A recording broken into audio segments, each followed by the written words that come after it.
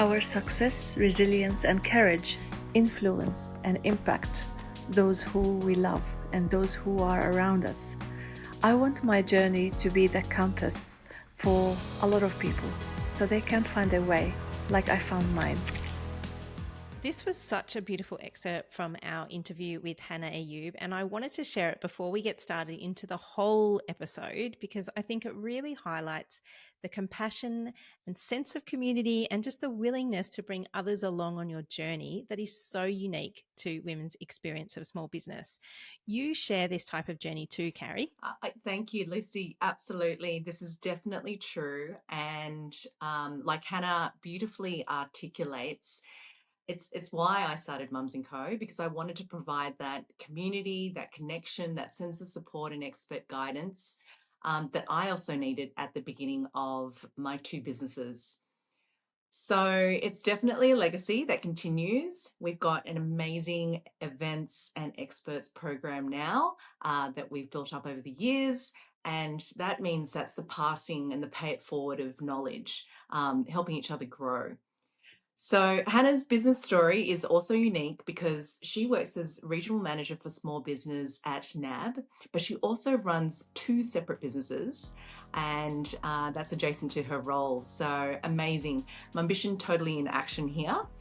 And we're thrilled to share Hannah's story with you now.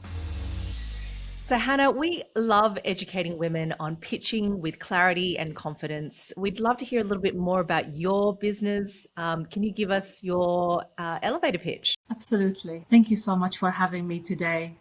My business, Visit Baladi Pty Ltd, it started last year, coming from a passion to show Australian and my network, my hometown, my country.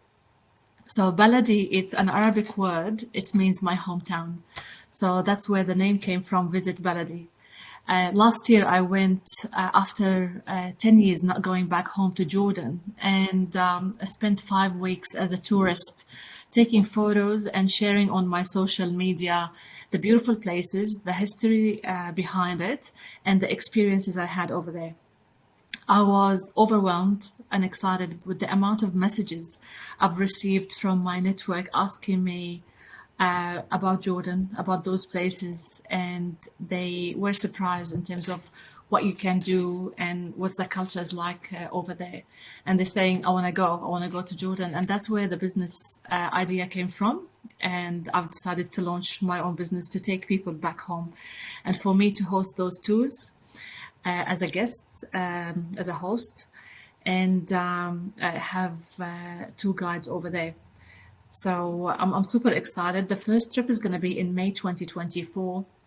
And I'm now organizing the following trips, having Jordanian and Australia to work with me in the future so they can be the host and take people from here. So that's the idea, to show Jordan.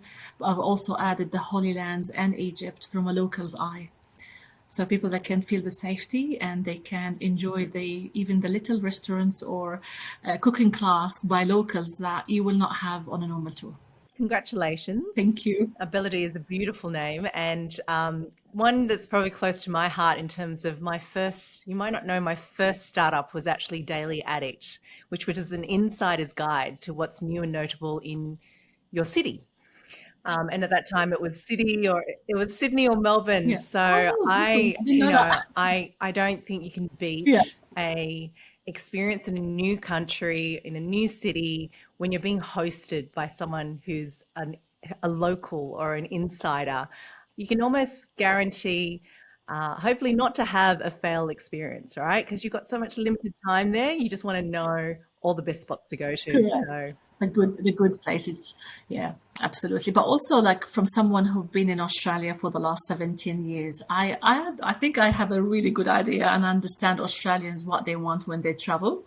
And also I understand the culture over there. So I can be the mediator and the communicator to bring that together to a great experience. Actually brings me to a question I wanted to ask you, Hannah, because we know that 30% of business owning women in Australia are actually have migrant backgrounds, which speaks beautifully to the story you're just sharing there about your business.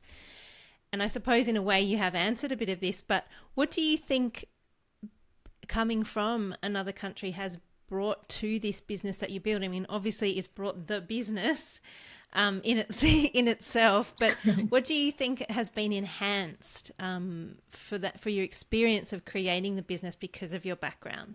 I came to Australia 17 years ago. I didn't speak English very well. I knew no one here. I came with my first husband, who unfortunately passed away in cancer when the kids were 9 and 5. And the journey hasn't been easy at all, but it has been very rewarding and enjoyable. I don't regret it. I don't look back. If I can demonstrate that life can be very harsh on us sometimes and brings a lot of adversity, but if you can really look at what's possible and why you're doing it, what you can achieve is limitless. Coming as an immigrant and having that background automatically adds a sense of resilience to start a business, start something new, and jump in, take the leap of faith. Coming from a different country, you have that in you that decided to leave the familiar, decided to leave what you're comfortable with and start something new. So I feel that translated as well in that experience is jumping in, put the fear aside and give it a good crack, believing that you want to create something new and amazing and bring other people with you on the journey. Beautiful answer. And that applies a lot, I think, to people come from immigrants background, and you want to create as well, and more to your family, more to your community. You feel that you want to bring all the different experiences and bring it home, which Sydney now for me is home. So the travel business is you have another little side business as well, a coaching business, and these are both in addition to a very busy job with Yes. NAB.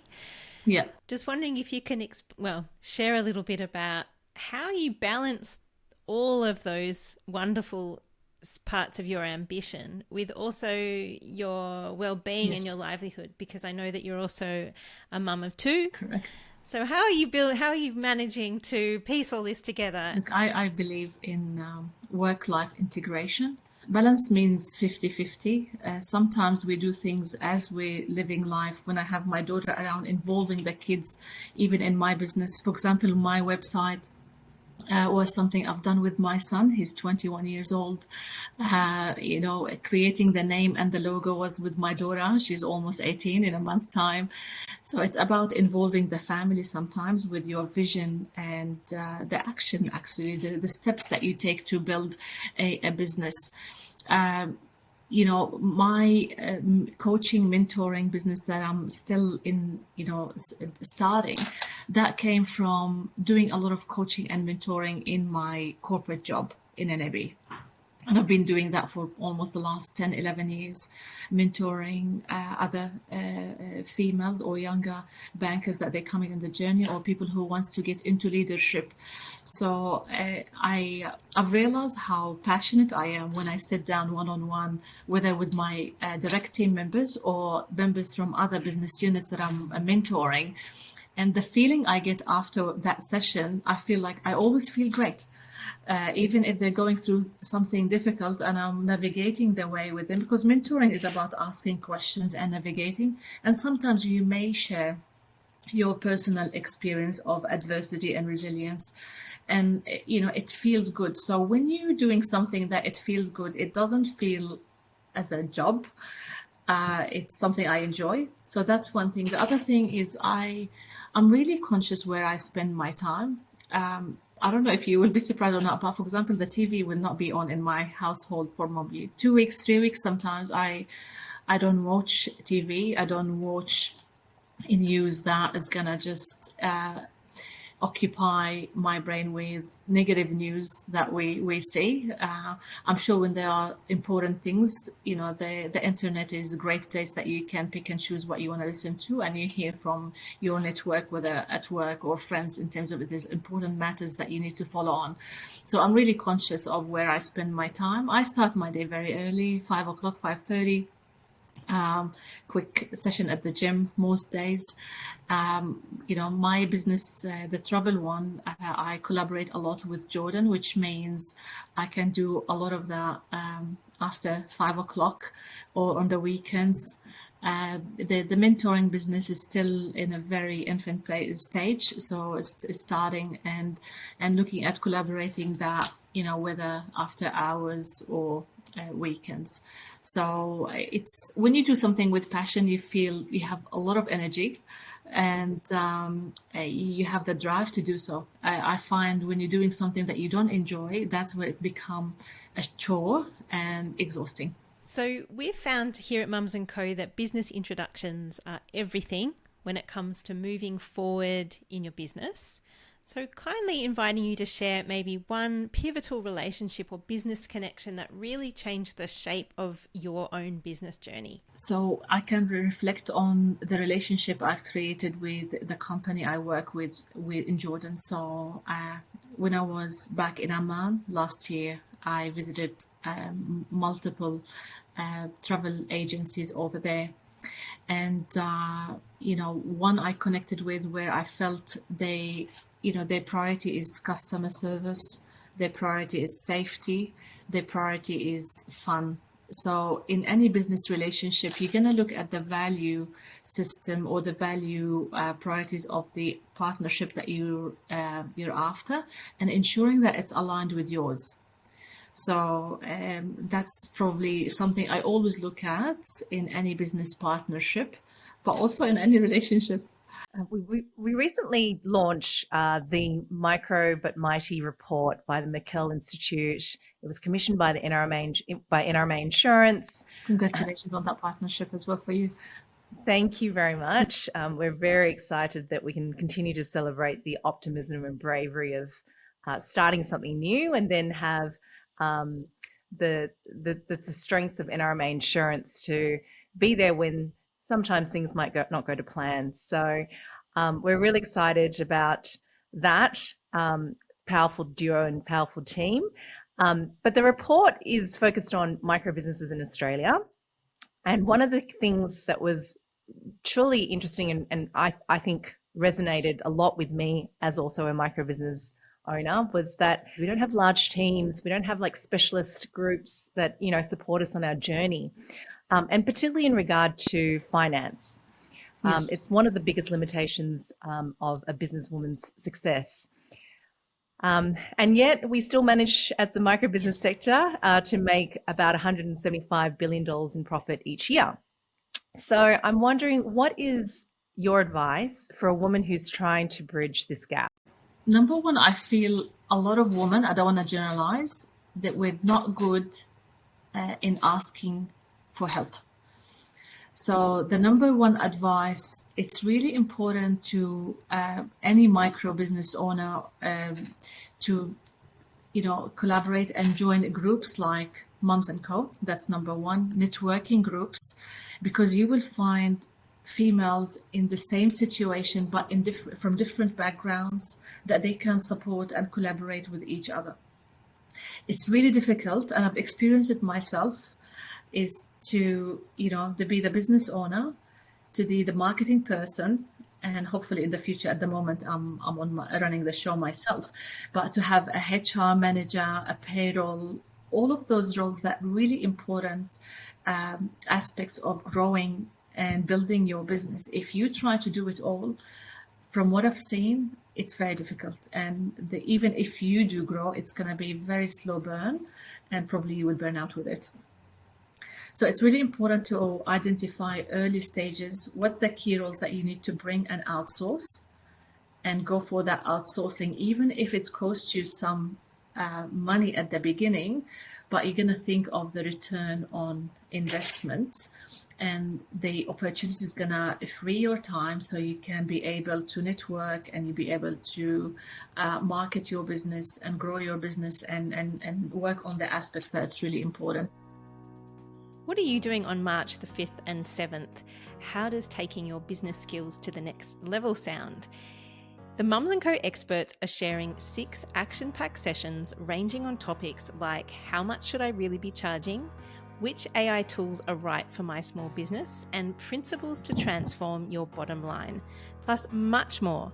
They're all taking place in online sessions that go for about an hour. We can't wait to see you there. Register or find out more via the link in the show notes at mumsandco.com.au.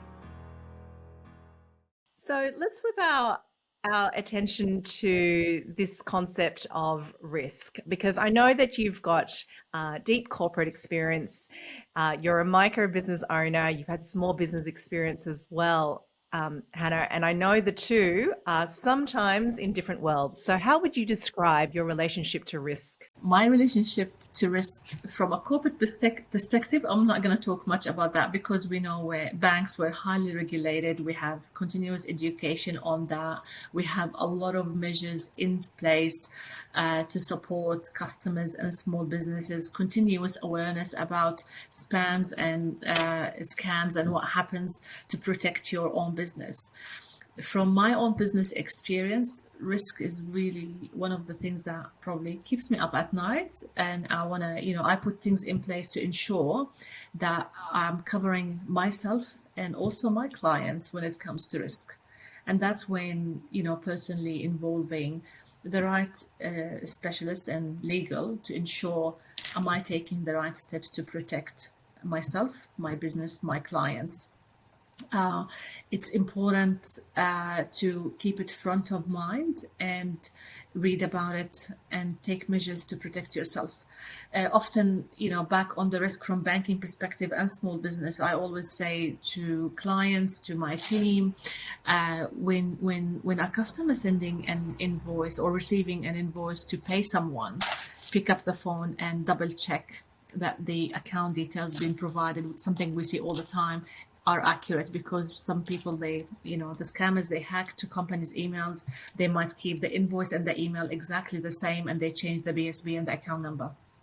And I've seen that happen, and I've seen it stopped, and I've seen the situation in the past where I worked in different organizations that sometimes, it didn't go well, where the customer didn't take the steps for due diligence to protect themselves. So as a business owner, if I have a checklist for people to advise them to follow, is risk and compliance to ensure that they protected their emails. Sometimes, the database or the systems that they use might not be protected. So I think spending the time, money and effort to do the due diligence around those, it can save the business owner thousands and thousands of dollars and save the business, because we know as a small business, losing 40 or 50,000 might not be big for a big corporate, but it can be the deal maker or breaker for a micro or small business owner. It is actually those little steps that we just need to double check, and because we don't have, when things do go wrong, they go wrong pretty fast and at a big scale. So yeah. Yes. Now I wanted to just ask you, knowing that you're a business coach as well, how do you find the right business coach for you, or how do you find the right coach in, perhaps, it doesn't have to be in business, because I know that we can get advice and we can get expertise and direction from many parts of our lives. It might be well-being or otherwise. So how would you select a coach if you had to? Just to clarify, I don't coach on business scaling, so I'm not a business coach, but I coach on life matters, growing career, and mentoring. So how do I find the right business coach, the mentor or the right coach for me personally? I look for the person that they have achieved and accomplished things that I might not accomplished yet, and I check on their experience, so I can see they have the knowledge, the skills and the tools to support my growth. So and the same in my career. For example, when I look for a mentor, I look for someone first doesn't have conflict of interest in terms of where I'm going, but also someone they had the life experience and the challenges that might be similar to what I'm facing at a certain point in time. And I can see that they've took their career further, so I can navigate the same pathway. But the other thing is, I also look at, you don't have to keep the same mentor and the same coach forever.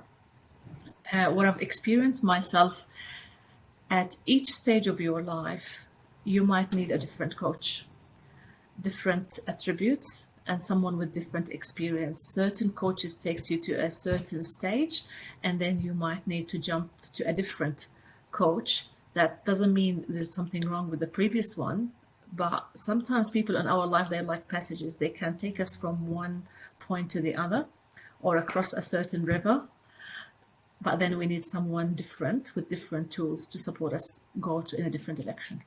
Well, what I found was that, you know, a mentor may not be someone that you need for a very long period of time. It might be for a very specific challenge, or it might be for a very specific part of your career, or, you know, the task that you need to do at that particular time. And it's okay to gracefully exit. Yeah, absolutely. And, you know, the other thing is I look at the chemistry check. Some people, they might be wonderful people and they achieved so much in their life, but remember there is different type of personalities. I've read a book, Personality Plus, and you know, there is the cholerics, and there is the melancholy personality, or so on and so forth. So sometimes you need to look for a mentor who can be the opposite, depending where you want to get. And sometimes you might need someone who's similar to you, so they can understand exactly where you're coming from and where you're at. So it's important to do a chemistry check.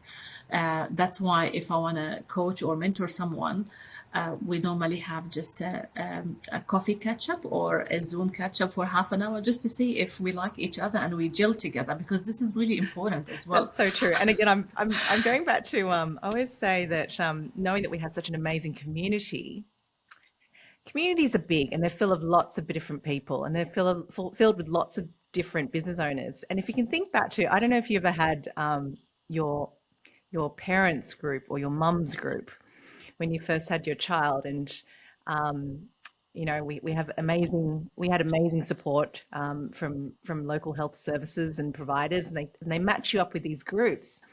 And some people, I'm always astounded, they keep those relationships going for literally their entire child's, you know, dependent lifetime, like 21 years. They're still friends and going strong.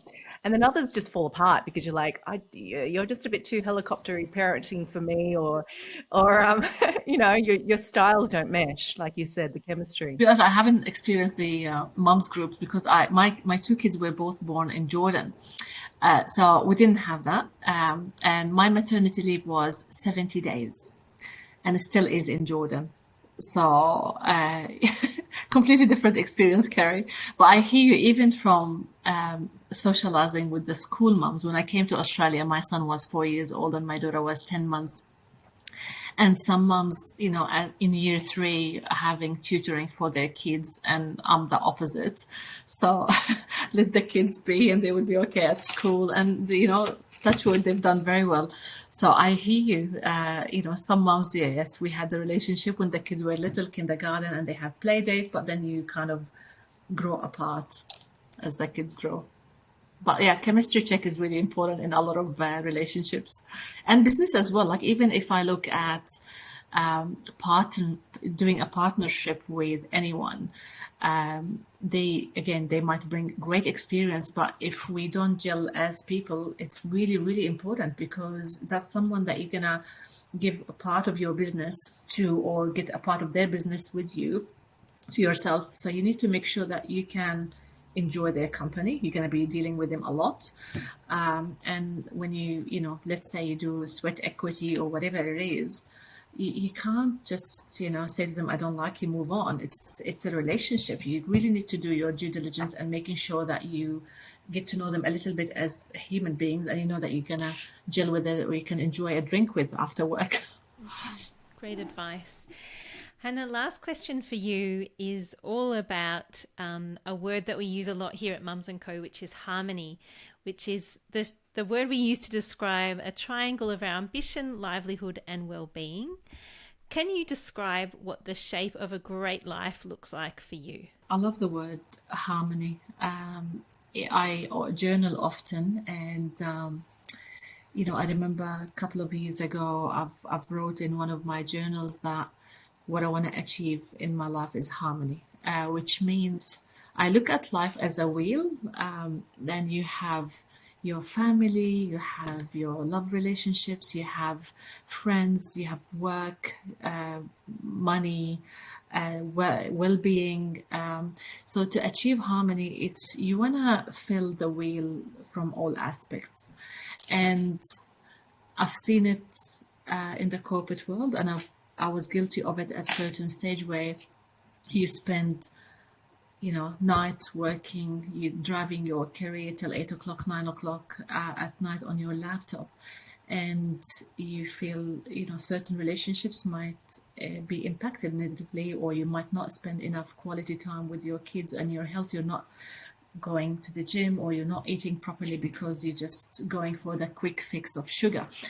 And I've realized, luckily, quickly, that it doesn't serve.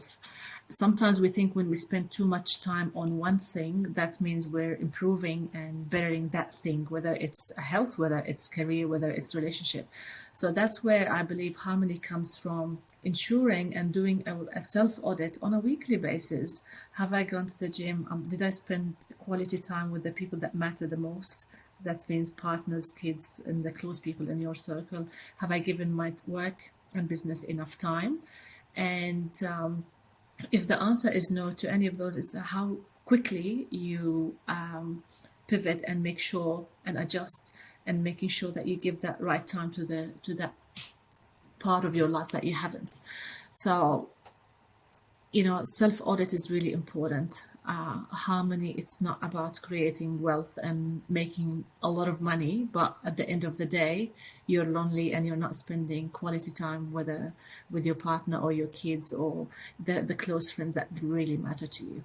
So for me, that's where, back to the previous question about balance, that's where you do check, where am I spending most of my time? And being conscious about, am I spending time on TV or scrolling on Instagram? And sometimes I allow myself, like, you know what, I'm going to spend half an hour just scrolling and watching silly memes. So that's where harmony comes from. And harmony comes from also working on self from within. So if you're constantly internally conflicted and you're not sure about your priorities, you're unhappy, and dissatisfied in certain aspects of your life, that's going to be very difficult to bring harmony. And that's where you eliminate sometimes certain tasks from your life, and sometimes certain people from your life, to reach that harmony. Because for me, it's all about surrounding yourself with positive people, positivity, and people who's going to really bring and add something to your life, whether at work or in business or in personal relationships. So that what brings harmony. It's also internal check. Beautiful answer. Thank you for sharing all of that, Hana. Thanks so much for joining us on Mumbition, the podcast today. Now, if you'd like to find Hana, you can jump onto our Mums & Co member platform and find her on the Mums & Co membership directory. Become a Mums & Co member via the link in the show notes on mumsandco.com.au, as well as look at any of our tiers of membership which support you at every stage of business and motherhood. And if you enjoyed today's podcast, please rate and review us. Lucy and I love reading your reviews and your feedback. It also means that more women in business can be supported, and they can tap into these Mumbitious stories to inspire and inform them. What's your favourite meal from your childhood? In Jordan, we have this beautiful dish. It's zucchini and vine leaves filled with mincemeat and rice cooked together. And it's absolutely delicious. And I don't cook it very often because it takes a lot of time. So when I do it, it's kind of a celebration for the kids, probably once a year, because sitting down, filling the vine leaves with rice and mince and fold them and roll them one by one, it does take a lot of time. So that's one of my absolutely favorite meals that I cook for the kids.